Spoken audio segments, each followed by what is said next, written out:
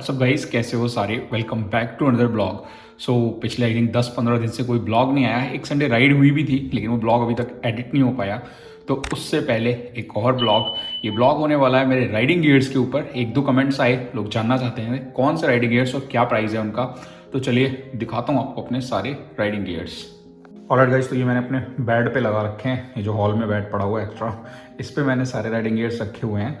Riding pants, jacket, winter gloves, summer gloves, Scoyco के knee guard and elbow guard, Orazo के riding boots, मेरा helmet जिसमें already intercom लगा हुआ है। ये एक राइडा का बालाक्लाबा है जो थर्मल है, और ये भी मैंने बद्रीनाथ राइड से पहले लिया था। एक और है, वो अंदर कहीं पड़ा है, मिल नहीं रहा। ये मेरे रेन गियर्स हैं, रेन पैंट जो राइडिंग पैंट के साथ मिली, जैकेट जो राइडिंग जैकेट के साथ मिली थी बीबीजी, और ये है मेरा हाइड्रेशन बैग जो मैं अपनी जैकेट में पीछे लगाता हूँ। इसको मैंने जैकेट के अंदर कैसे लगाता हूँ, प्रॉपर डिटेल्ड ब्लॉग है इस पे, चैनल पे पड़ा हुआ है। लिंक मैं डिस्क्रिप्शन में दे दूंगा, आई बटन में भी आ रहा होगा। अगर आपको देखना है कि आप जैकेट में डायरेक्ट हाइड्रेशन बैग कैसे फिट कर सकते हैं तो आप ये ब्लॉग ज़रूर से चेकआउट करना। तो चलो फिर अभी बात करते हैं इनके बारे में थोड़ा डिटेल में, कौन से ब्रांड के हैं, क्या प्राइस है, मैंने कब लिया और कितने यूज़ मैं कर चुका हूँ और अब तक, और क्या मेरा फीडबैक है इनको लेने के बाद। आपको लेना चाहिए या नहीं लेना चाहिए, कौन सा ब्रांड बेहतर है, हम सारा डिस्कस करेंगे इस वीडियो में। तो चलो स्टार्ट करते हैं अपनी राइडिंग जैकेट से जो मैंने सबसे पहले ली थी। ये राइडिंग जैकेट है बीबीजी एक्सप्लोरर। ये मैंने जब ली थी उस टाइम ये मुझे पड़ी थी 6800 रुपीज़ की, और ये मैंने ली थी जून 2021। 21, 22, 23 इज़ ऑलमोस्ट गॉन। तो 3 साल हो गए इस जैकेट को यूज़ करते हुए, और अब तक प्रॉपर सॉलिड जैकेट है। बस थोड़ा सा ये हो रहा है कि ये जो है ये रिफ्लेक्टिव टेप वगैरह थोड़ा उखड़ने लगा है, बाकी कोई प्रॉब्लम नहीं आई। ये थोड़ी अभी देखने में भी हल्की लग रही होगी क्योंकि इसके गार्ड्स निकाल रखे हैं। मैंने अभी लास्ट राइड के बाद उसको वॉश किया था। मैं घर पे ही वॉश करता हूँ, वॉशिंग मशीन में डेलीकेट पे लगा के सारे राइडिंग गेट्स में घर पे ही वॉश कर लेता हूँ। ड्राई क्लीनिंग के लिए नहीं देते भाई, क्योंकि इतनी राइड करते हैं, अगर ड्राई क्लीनिंग के लिए देंगे तो भाई साहब इतने में नई जैकेट आ जाएगी 1 साल के अंदर, जितना ड्राई क्लीनिंग वाले पैसे ले लेंगे। तो 6800 की मैंने चोपड़ा ऑटोमोबाइल से ली थी, और इसके साथ मिला था इसका ये रेन जैकेट। भाई इसका रेन जैकेट बेकार है, रेन जैकेट की क्वालिटी मतलब कुछ खास नहीं है। ज़्यादा अगर बारिश हो रही है तो भाई ये नहीं बचा पाता। तो जैकेट तो रिकमेंडेड है, लेकिन भाई रेन जैकेट से मेरा एक्सपीरियंस बहुत गंदा रहा। बाकी मैंने बीबीजी के ग्लव्स भी लिए थे जब जैकेट ली थी, वो भी अच्छे चले थे। मैंने लद्दाख राइड भी उन्हीं को पहन के करी थी। लद्दाख राइड के बाद वो रिटायर हुए थे। उसके बाद जो दूसरी चीज़ मैंने ली थी वो थे ये मेरे स्काइको के नी गार्ड्स, क्योंकि राइडिंग पैंट मैंने अभी रिसेंटली ली है, तो अभी ये सेट में ही आता है नी एंड एल्बो गार्ड का। तो ये दोनों पेयर थे। एल्बो गार्ड्स तो मैंने कभी यूज़ ही नहीं किया, बस नी गार्ड ही यूज़ हुए हैं। एल्बो गार्ड एकदम ब्रांड न्यू रखे हुए हैं। और अभी तो मैंने राइडिंग पैंट ले ली, तो मोस्ट प्रोबेबली नेक्स्ट राइड्स पे इनको हिमांशु यूज़ करेगा। अभी एक संडे राइड पे उसने किया भी था। हिमांशु अगर नहीं पता तो आरएस वाला और उसके बाद आते हैं ग्लव्स। ये मेरे समर ग्लव्स हैं रॉयल इनफील्ड की तरफ से, जो मैंने अमेजोन से खरीदे थे। ये मुझे कूपन का डिस्काउंट लगा के कुछ 1300 रुपये के पड़े थे। 1300 रुपये में बुरे नहीं हैं, लेकिन जो एक्चुअल इनका प्राइस है 1800 रुपये, उसमें ये वर्थ नहीं है, क्योंकि आप 500-700 रुपये और डालेंगे तो बहुत ही अच्छी क्वालिटी के आ जाएंगे। सिटी राइड के लिए तो ये ठीक है, बट हाईवे राइडिंग के लिए नॉट रिकमेंडेड। उसके बाद ये है मेरे विंटर ग्लव्स वियाटेरा के। भाई बहुत ही अच्छी क्वालिटी है, इनसे बेटर ग्लव्स नहीं हो सकते विंटर राइड करने में। मतलब होंगे इनके कंपैरिजन के जो अदर ब्रांड्स हैं जो सेम प्रोडक्ट्स प्रोवाइड करते हैं उनके होंगे, बट इवन सिटी राइड्स में मतलब प्रॉपर प्रोटेक्शन के साथ आते हैं ये। और प्राइस की बात करें तो 4300, wind proof water proof winter gloves. भाई बहुत बढ़िया थे। लद्दाख में भी मैंने यूज़ किए, नॉर्मल सिटी राइड्स में भी इनको विंटर्स में यूज़ करता हूँ। दो इनको भी मैंने लास्ट ईयर लिया था लद्दाख से पहले, 1 साल हो गया, और अब तक कोई भी वियर एंड टेयर का साइन नहीं है। तो भाई वियाटेरा की quality is top notch, much recommended. लेना है तो भाई आंख बंद करके ले सकते हो मेरे रिकमेंडेशन पे। उसके बाद ये हैं ओरेजो के राइडिंग बूट्स। ये 100% वाटर प्रूफ हैं, 5300 के पड़े थे, और ये मैंने लिए थे गुप्ता बाइकिंग गियर से लास्ट ईयर लद्दाख राइड से पहले।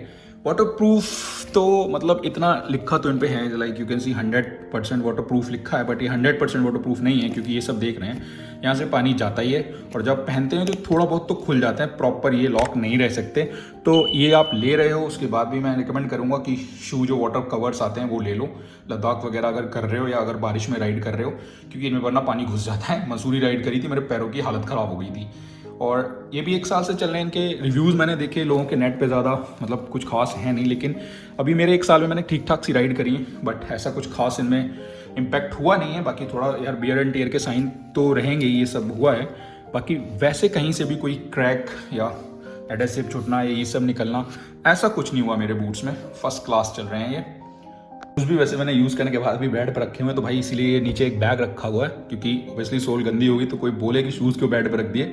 उससे पहले आपको बता रहा हूँ भाई, बैग रखे हैं ताकि बेडशीट गंदी ना हो या बेड पे डस्ट ना जड़े।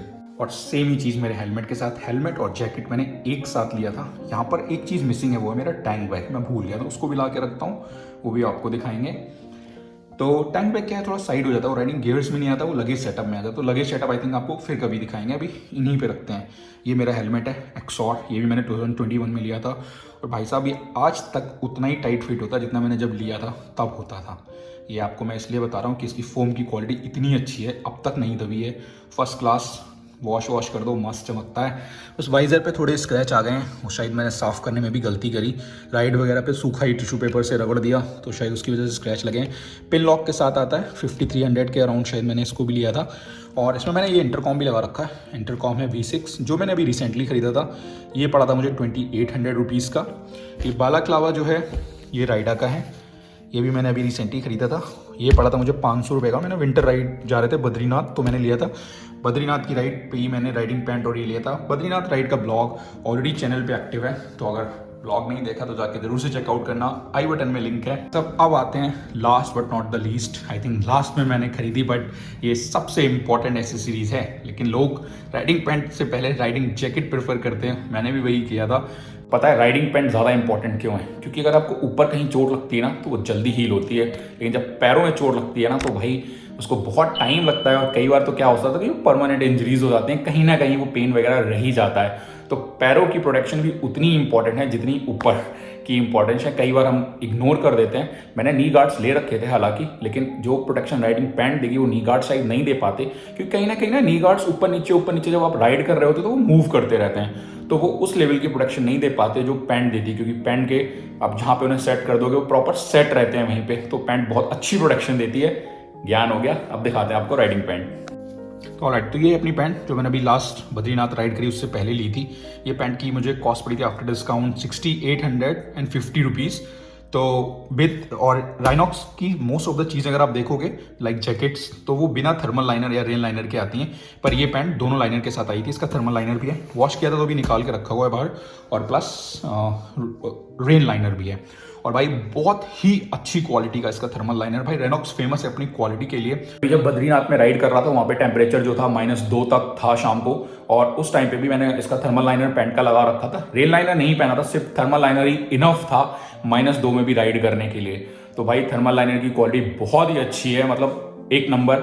मच रिकमेंडेड अगर आप बजट राइडिंग पैंट ढूंढ रहे हो तो ये राइनॉक्स की पैंट। इसका मॉडल मुझे याद नहीं आ रहा, मैं नीचे कैप्शन में दिखा दूंगा आपको एक बार नेट पे सर्च करके, क्योंकि इसके टाइप भी मैंने फेंक दिए तो पता नहीं कौन सा मॉडल था। जो भी था नेट से देख के मैं आपको एक बार बताता हूँ ये एग्जैक्ट मॉडल कौन सा। नेट पे थोड़ा महंगा है, पर अगर शॉप पे डायरेक्ट लोगे तो डेफिनेटली आपको कुछ ना कुछ डिस्काउंट मिल ही जाता है।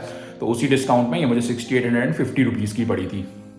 ऑलराइट गाइस, तो भाई ये हो गया अपना blog, short, simple, detailed, with price, कब खरीदा, कितना यूज़ किया और आपको लेना चाहिए या नहीं लेना चाहिए, सब कुछ बता दिया मैंने इस ब्लॉग में। तो इस वीडियो से थोड़ी भी इन्फॉर्मेशन मिली हो या कुछ भी आपकी हेल्प हुई हो तो वीडियो लाइक जरूर करना। चैनल अगर अब तक सब्सक्राइब नहीं किया तो चैनल को सब्सक्राइब कर लेना। मिलते हैं फिर से ऐसे ही किसी एक नेक्स्ट ब्लॉग में। Till then bye bye, take care.